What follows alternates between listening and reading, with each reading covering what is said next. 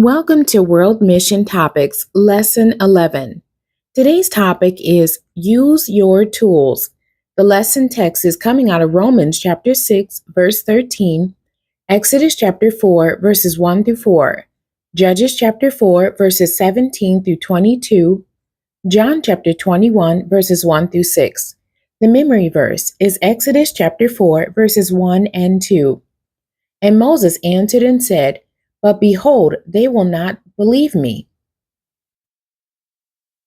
nor hearken unto my voice. For they will say, The Lord hath not appeared unto thee. And the Lord said unto him, What is that in thy hand? And he said, A rod. The key terms for today's lesson: tool, rod, tent peg, fishnet. Tool, a device or implement, especially one held in the hand, used to carry out a particular function. Rod, a thin straight bar, especially of wood or metal. Tent peg, a short cylindrical piece of wood, metal, or plastic, typically tapered at one end, that is used for holding things together, hanging things on, or marking a position. Fishnet, netting fitted with floats and weights or supporting frame for catching fish. Let us be tools for God. When we allow God to use us as His tools, He can do amazing things through us. For example, He can use our words to encourage others, and that's found in Colossians chapter 4, verse 6. He can use our hands to serve those in need, found in Matthew chapter 25, verse 40. And He can use our lives to show His love to the world, found in John chapter 13, verse 35. We are to be His instruments of righteousness, found in Romans chapter 6, verse 13. We are to be used by God for good, to do His will. What is in your hands? Moses and the rod. The answer is right in front of you. The answer is in your hand. Exodus 4, verse 2. And the Lord said to him, Moses, what is that in your hand? And he said, A rod. And he said, Cast it on the ground. And he cast it on the ground, and it became a serpent. And Moses fled from before it.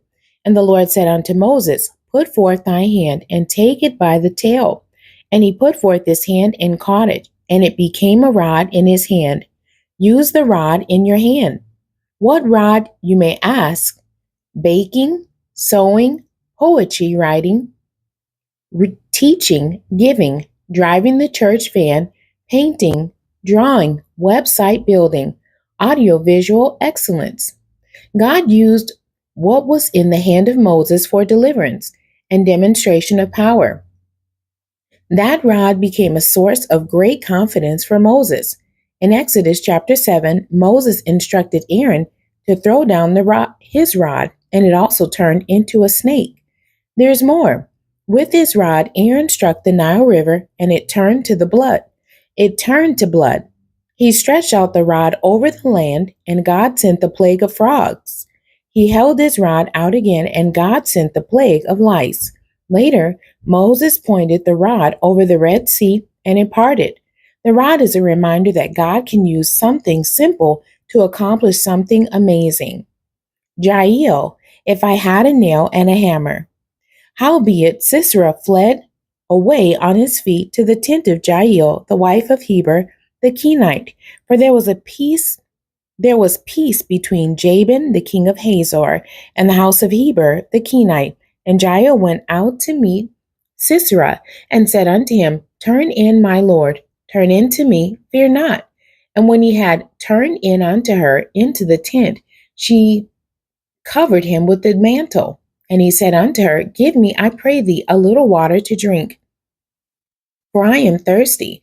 And she opened a bottle of milk, and gave him drink, and covered him. Again he said unto her, Stand in the door of the tent, and it shall be, when any man doth come and inquire of thee, and say, Is there any man here? That thou shalt say, No. Then Jael, Heber's wife, took a nail of the tent, and took a hammer in her hand, and went softly unto him, and smote the nail into his temples, and fastened it into the ground, for he was fast asleep and weary. So he died, and behold, as Barak pursued Sisera, Jael came out to meet him, and said unto him, Come, and I will show thee the man whom thou seekest.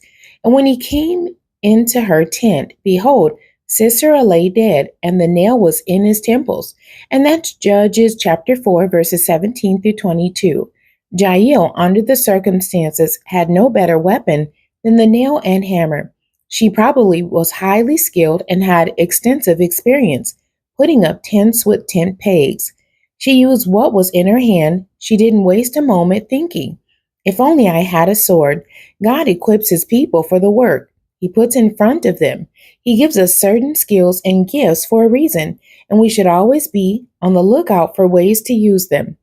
Cast your nets. Simon Peter saith unto them, I go a fishing. They say unto him, We also go with thee. They went forth and entered into a ship immediately, and that night they caught nothing. But when the morning was now come, Jesus stood on the shore, but the disciples knew not that it was Jesus. Then Jesus saith unto them, Children, have ye any meat?